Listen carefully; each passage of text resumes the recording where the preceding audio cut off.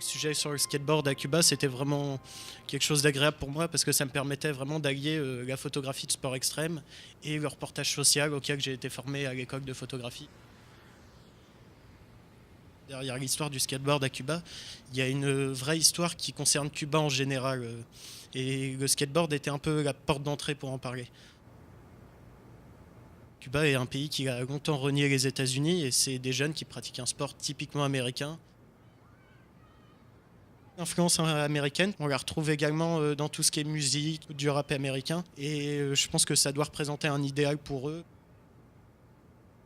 La seconde chose qui était la plus importante, c'est qu'à Cuba, on ne peut pas se procurer de skateboard. Le salaire moyen d'un Cuba est de 30 euros et un skateboard digne de ce nom est au moins 150 euros. Du coup, ils sont obligés de faire du rafistolage maison, comme on connaît pour les mythiques voitures de la Havane. Il manque aussi d'autres accessoires qui sont tout simples, des chaussures adaptées. Si bien qu'à un moment, d'ailleurs, il y en a un qui voulait m'acheter les miennes. Pour pallier à ce manque, il y a une association qui a été créée par un Américain qui s'appelle Amigo Cubasket, qui fournit les jeunes en skateboard et tout ça. Et c'est grâce à cette association qu'ils m'ont mis en contact avec les skateurs, en particulier avec Yorani, qui est le leader un peu du skateboard local, à qui l'association donne les skateboards, les redistribue autour de lui. On fait connaissance en allant au skatepark. Déjà, on traverse un immense parc qui est en train de tomber en ruine parce qu'il manque d'entretien. Le parc devient sauvage. À l'origine, il est dans une grande piscine en béton. À l'intérieur, il y a des grands modules en ferraille rouillée. Et la seule partie qui est acceptable, ils l'ont construit il y a 1 an, qu'ils ont construit eux-mêmes par leurs propres moyens, en trouvant eux-mêmes leur béton.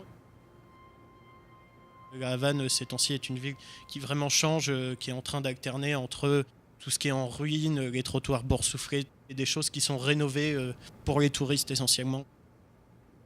En fait, leur spot préféré, c'est vraiment les monuments. Il y a des marches sur lesquelles ils peuvent sauter. Pour parler un peu d'eux, c'était un groupe qui avait 12 à 26 ans à peu près. Ils étaient tous divers sur l'échelle sociale, ils étudiaient pas ensemble ni rien, ce qui les réunissait c'était juste le skateboard. Par exemple, je pense à Yorhani qui pratique depuis 14 ans, ce qui est énorme. Et il a un niveau si bien qu'il habiterait dans notre pays, il serait professionnel. À la place de ça, à Cuba, il fait le ménage dans un hôtel.